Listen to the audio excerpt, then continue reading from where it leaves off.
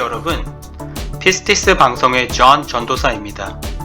기도로 시작하겠습니다. 사랑이 많은 하나님 아버지, 우리의 삶 가운데 늘 함께 하시며 범사에 감사케 하시는 주님, 요한복음 10장 말씀을 통하여 연약한 양들인 우리를 사랑으로 베풀어 주시는 선한 목자이신 예수 그리스도를 묵상하는 이 시간에 성령님께서 우리의 믿음이 더욱더 자라게 하여 주시길 예수님 이름으로 기도합니다. 아멘. 오늘 묵상하게 될 요한복음 10장은 예수님께서 선한 목자이심을 천명하고 믿는 자들을 양떼로 비유하는 말씀입니다. 이를 통하여 하나님의 구속사역을 설명하였습니다. 목자장이신 예수님의 인류에 대한 사랑, 보살핌, 희생 등에 감동적으로 묘사되어진 부분입니다. 한편으로는 주님께서 사꾼인 목자도 있음을 밝히심으로써 백성을 영적인 도탄으로 이끄는 당시 종교 지도자들의 행태를 지적하십니다. 1절에서 7절의 말씀은 나는 양의 문이라 라고 설명하고 계십니다.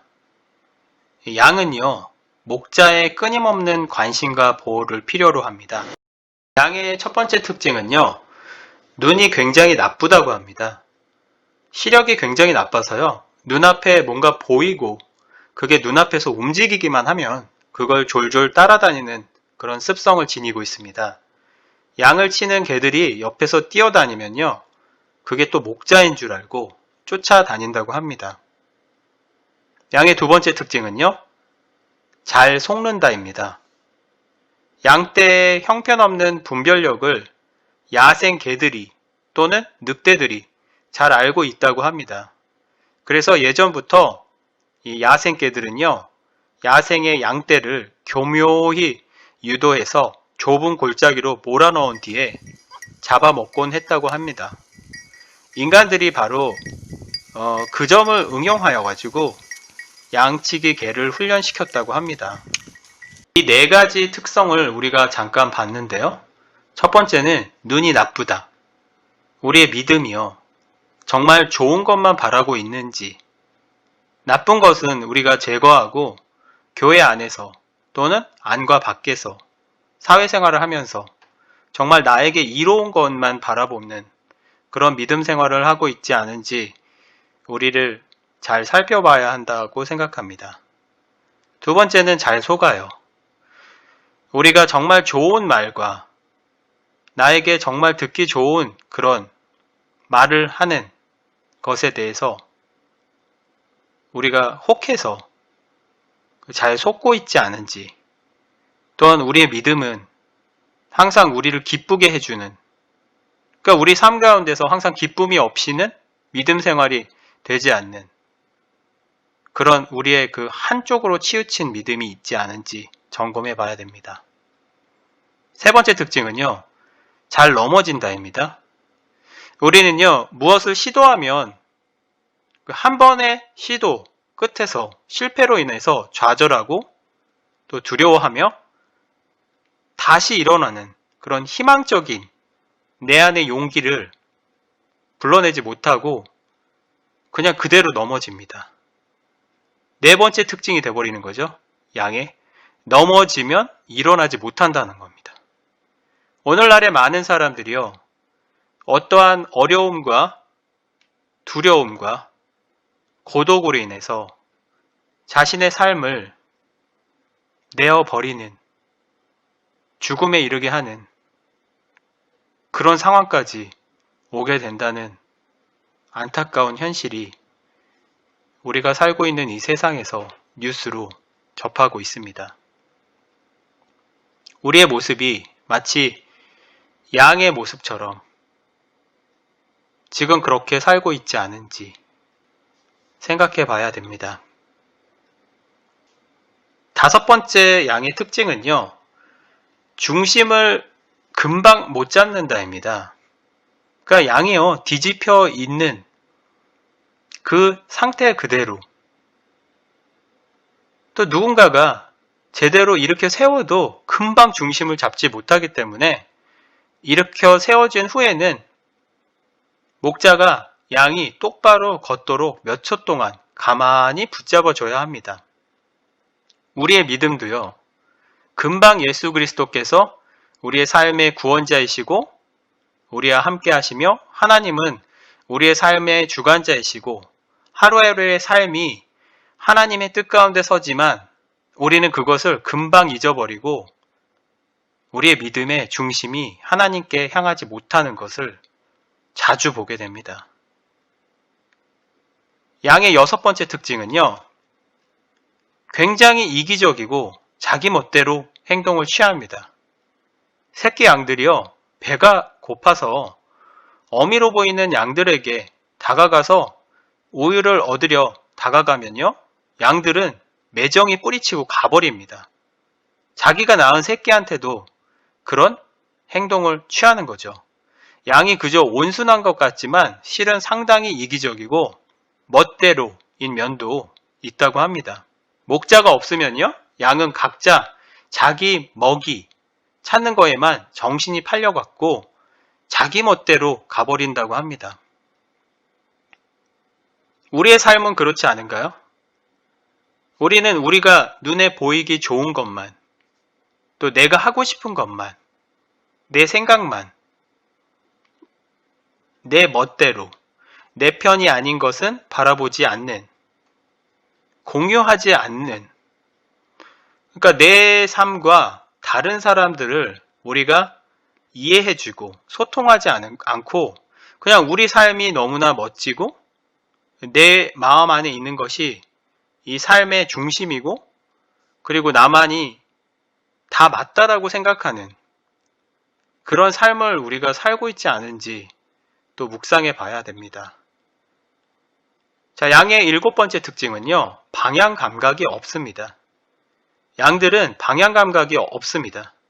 시력이 너무 나쁘기 때문에 그래서 앞에 야생숲이 있는지 낭떠러지가 있는지조차도 구분 못하고 무조건 걸어갑니다. 그래서 양은 반드시 목자 또는 양치기가 옆에 있어야만 생존할 수 있습니다. 우리의 삶은 어떨까요? 우리가 삶에서 하루하루 또는 주 단위로 또는 연 단위로 10년 주기로 나의 삶을 계획을 하지만 내가 바라는 계획대로 이루어지는 것을 보는 사람은 정말 드뭅니다. 그리고 그렇게 그 방향을 향해서 나아가다가 실패하고 또 다시 그 계획을 재계획하면서 다듬는 그런 삶을 살게 됩니다. 그러니까 우리가 지금 살고 있는 삶 자체가 어디에 중심이고 어느 방향을 가고 있는지 우리 스스로도 혼란스러워하는 그런 삶 가운데 있습니다. 8번째 양의 특징은요, 반드시 왔던 길로 다시 돌아온다는 그런 습성을 지닙니다. 양들은 반드시 한번 떠나왔던 길로 다시 돌아온다고 합니다. 귀소 본능이 강한 동물입니다. 우리도 하나님께 속해 있는 하나님의 자녀이기 때문에 우리가 첫사랑을, 옛사랑을 하나님이 우리를 창조하시는 그 순간, 그 이전부터 그 사랑을 다시 맛보기 위해, 하나님 안에 거하기 위해 돌아온다는 그런 귀소 본능의 믿음이 있다는 것을 우리는 깨달아야 됩니다. 네, 다음은요, 양의 9번째 특징입니다. 양은요, 방어력이 제로입니다. 전혀 없습니다.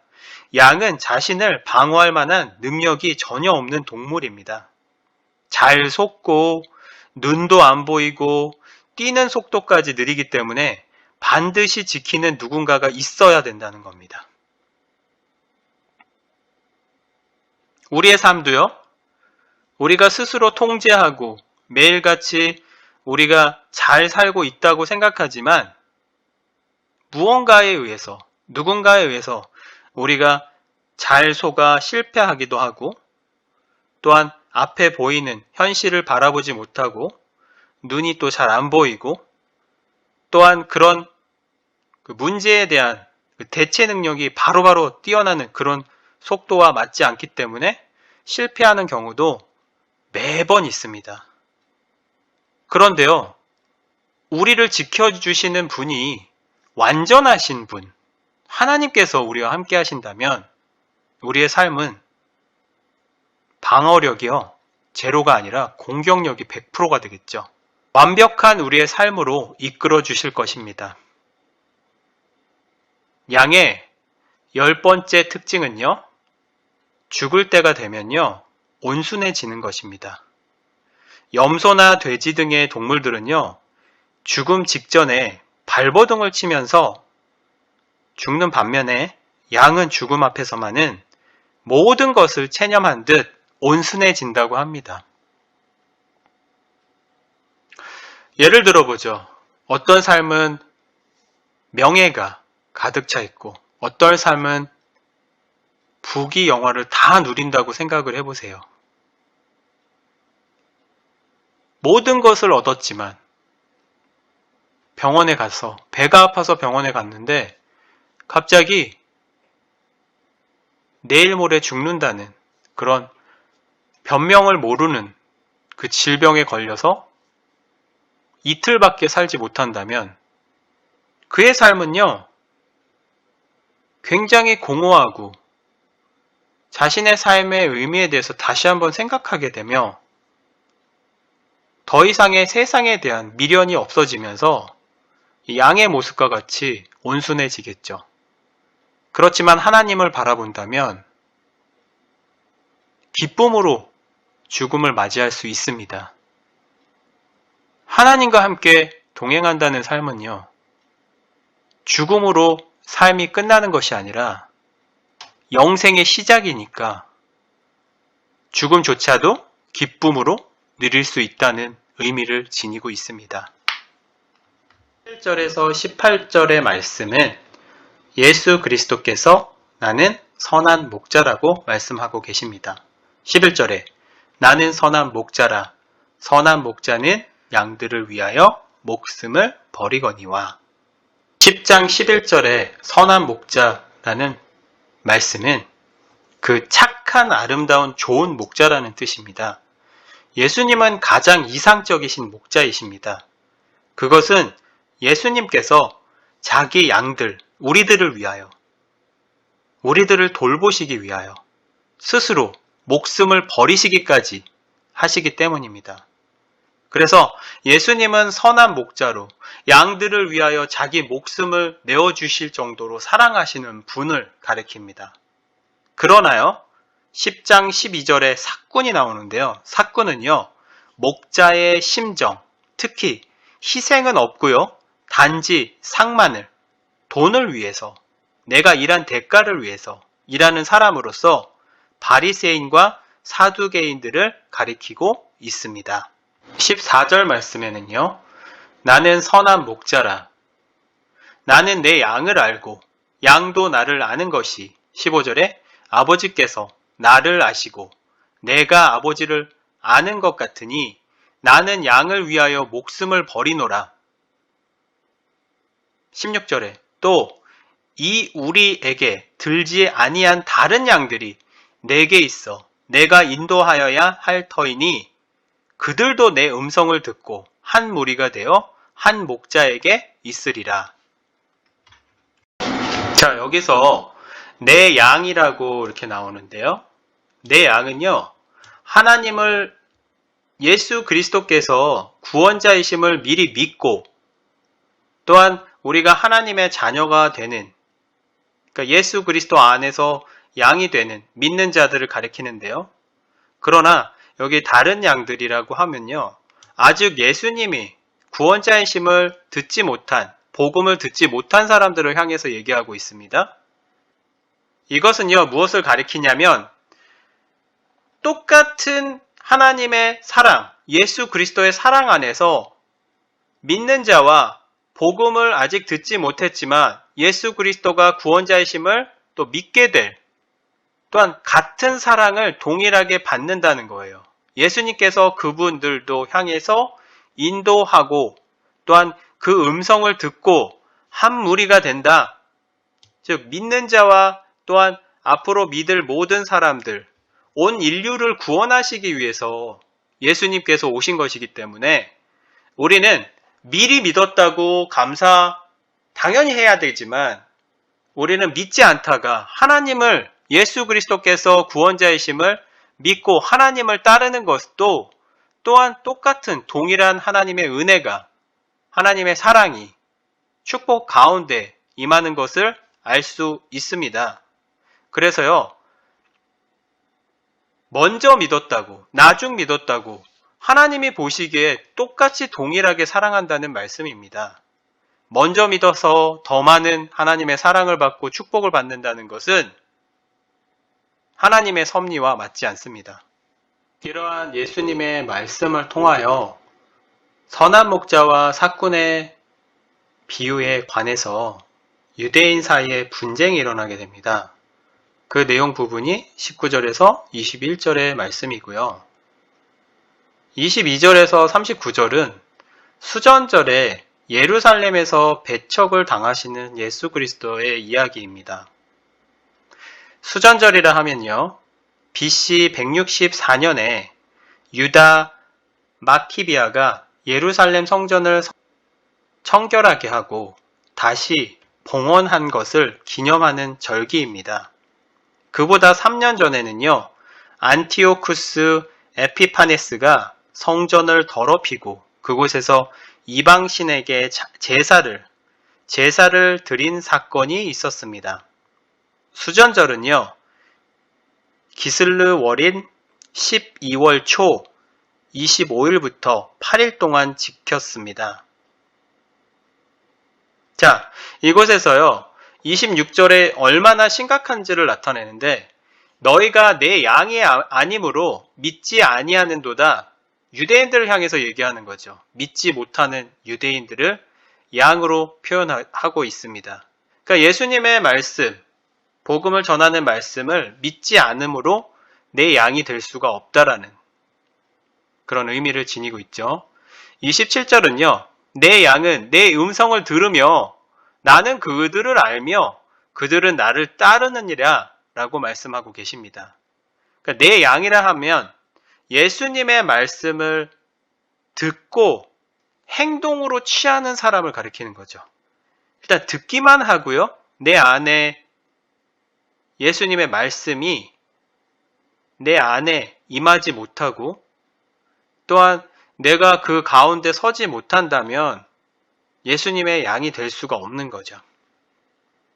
유대인들의 모습을 볼 수 있는데 예수님의 복음의 말씀이 그들에게는 탐탁치 않고 의심하고 믿지 않는 모습을 볼 수 있습니다. 자, 28절에는요. 내가 그들에게 영생을 주노니 영원히 멸망하지 아니할 것이요. 여기서 그들이라고 한다면 예수님을 믿는 양을 얘기하죠. 그들에게는 영원한 생명, 영생을 주신다고 약속하셨고요. 또 그들을 내 손에서 빼앗을 자가 없느니라 라고 말씀하고 계십니다. 이 손이라고 요한복음 10장 28절에 표현하고 있는데요. 성경 속에는요. 손은요. 하나님의 능력을 상징하는 말씀입니다. 하나님의 손 안에서, 하나님의 능력 안에서 아무도 빼앗을 자가 없다. 그러니까 하나님이 약속하신 영원한 생명은 너희 것이 된다라는 아주 놀라운 섭리가 이 말씀을 통해서 우리가 알 수 있습니다. 29절은요. 그들을 주신 내 아버지는 만물보다 크심에 이 세상보다 크신다는 말씀이죠. 아무도 아버지 손에서 빼앗을 수 없느니라 라고 말씀하고 계십니다. 그러니까 전지전능하신 하나님 손 안에서 아무도 빼앗지 못하고 하나님 안에서 우리가 영생을 누릴 수 있는 그런 놀라운 하나님의 섭리를 경험할 수 있다는 거죠. 30절에는요. 이렇게 말씀하십니다. 나와 아버지는 하나이시라 하신대 라고 말씀하고 계십니다. 자, 이 부분 때문에 유대인들은 굉장한 논쟁으로 예수님을 향해서 이것은 신성모독이다 라고 얘기를 하면서 36절에서 하물며 아버지께서 거룩히 하사 세상에 보내신 자가 나는 하나님의 아들이라 하는 것으로 너희가 어찌 신성모독이라 하느냐라고 예수님이 논쟁을 하십니다. 여기서 거룩하게 하신다. 아버지께서 거룩하게 하사.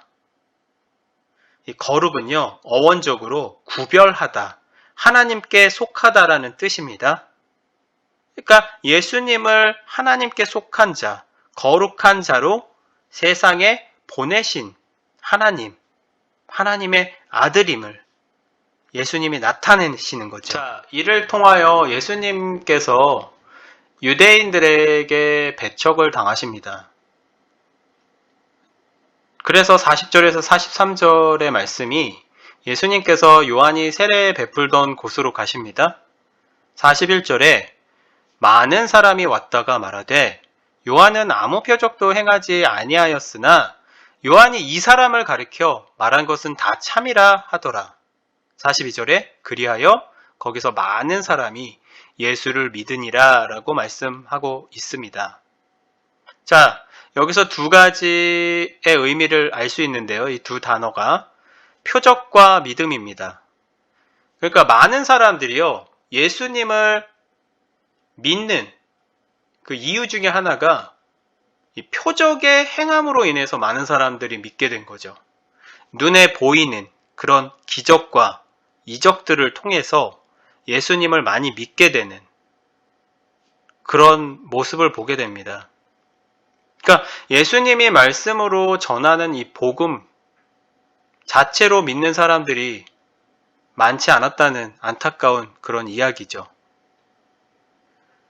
자, 우리 삶에서도요, 우리가 살아가는 이 삶 가운데서 여러 가지 이적들을 볼 수도 있지만 또한 그런 것들을 경험하지 않는다고 해서 예수님이, 성령님이 우리 안에 안 계시다고 말할 수 없습니다. 그런데요, 왜 우리들은 표적을 바라고 있지만 정말 현실적으로 일어난다고 믿는 사람도 별로 없는 것 같아요. 그러니까 평범한 삶을 사는 것 자체 가운데서 이적이 일어난다고 믿지 않는 거죠. 그러니까 내가 자동차 사고가 났는데 내가 죽음 앞에 딱 놓여지게 됐을 때 하나님께서 기적적으로 살리신 이 모습이 이적이라고 우리가 믿죠. 그렇지만 이 평소에 사는 이 평범한 삶 가운데서도 하나님의 이적은 우리 삶 가운데서 많이 일어나고 있다는 것은 우리는 느껴야 됩니다. 저는 개인적으로요, 어렸을 때부터 그 병원에 중환자실을 많이 가게 됐는데요. 그 중환자실에서 바라본 많은 아픈 환자분들을 보면서 내 삶이 비록 정말 평범하게 아침과 점심을 먹으며 그것도 가족들과 함께 웃으면서 식사를 하는, 그것도 건강함으로 식사하는 이것 또한 하나님께서 나에게 주신 정말 큰 놀라운 이적이구나. 왜냐하면요, 식사조차 못하고 거동조차 못하는 그런 힘이 없는 그런 환자분, 환우분들을 보게 될 때는 이 평범한 일상이 얼마나 감사한지, 이게 하나님께서 주신 축복이구나라는 것을 더욱 새삼 느끼게 됩니다. 우리가 살고 있는 이 팬데믹 세상, 우리가 경험해보지도 못한 코로나 시대에 살고 있잖아요. 지난 2020년 동안 우리가 흔하게 평범히 살던 그 모든 루틴의 삶은요, 굉장히 소중하고 고마운 것이다 라는 것을 많은 사람들이 지금쯤이면 알고 계실 것입니다. 우리가 편하게 밖에 나가서 식사를 하고 소풍을 가고 원하는 곳에 여행을 하면서 많은 좋은 시간을 가졌던 그런 일상이 단 한순간에 무너지는 지금 이 순간에 굉장히 평범한 삶이 우리에게는 축복이었다라는 것. 이것은요, 하나님께서 우리에게 주신 축복입니다. 우리의 삶은 불완전의 연속입니다.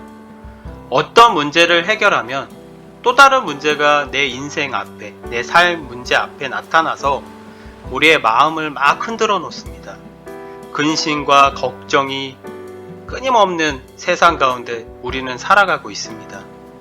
사람마다 각자 처한 환경 안에서 사소한 문제들로부터 해결하지 못할 정도로 심각한 문제들이 매일 또는 매주 또는 매해마다 우리가 마주치며 살아가고 있습니다. 이로 인해서 과다 스트레스로 인하여 뇌졸중, 심장마비, 암 등으로 이런 중병에 이르는 육신의 고통까지 우리 삶 가운데 찾아오게 됩니다. 우리는요, 이 마음의 불안함을요, 스스로 해결할 수 없는 걸 알고 있습니다. 현대인의 가장 심각한 정신적 질병 중에 하나가 외로움과 또는 공황장애입니다. 이 두 가지 질병의 공통점은 무엇이냐면요, 이 불안한 마음입니다. 누군가 나를 죽이면 어떡하지? 나 혼자 홀로 남아있는데 내 마음이 너무나 두렵고 힘들고 지치고 그렇다면요, 이 마음들을 주님께 맡기세요. 그러면 우리의 마음은 곧 평안해질 수 있습니다. 지금 당장 기도로 주님께 나아가세요. 먼저 자신의 죄를 회개하고 지금 놓인 어려운 상황을 기도로 낱낱이 주님께 맡기세요. 그러면요, 완전하신 주님께서 마음의 평안과 함께 이 모든 문제들을 다 해결해 주실 것입니다. 하나님은 우리의 머리카락 하나하나까지도 세시고 우리를 창조하시고 우리의 삶을 주관하고 계시기 때문입니다.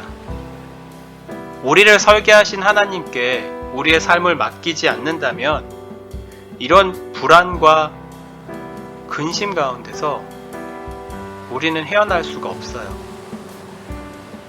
모든 걸 하나님께 맡기세요. 다음 시간에는요, 요한복음 11장 예수님께서 예루살렘에 입성하시는 이야기를 통하여 우리에게 전하는 메시지가 무엇인지 함께 묵상해 보도록 하겠습니다. 지금까지 함께 해주신 모든 분들께 하나님의 은혜와 사랑과 축복이 넘치길 기도합니다. 감사합니다. 다음 시간에 또 만나요.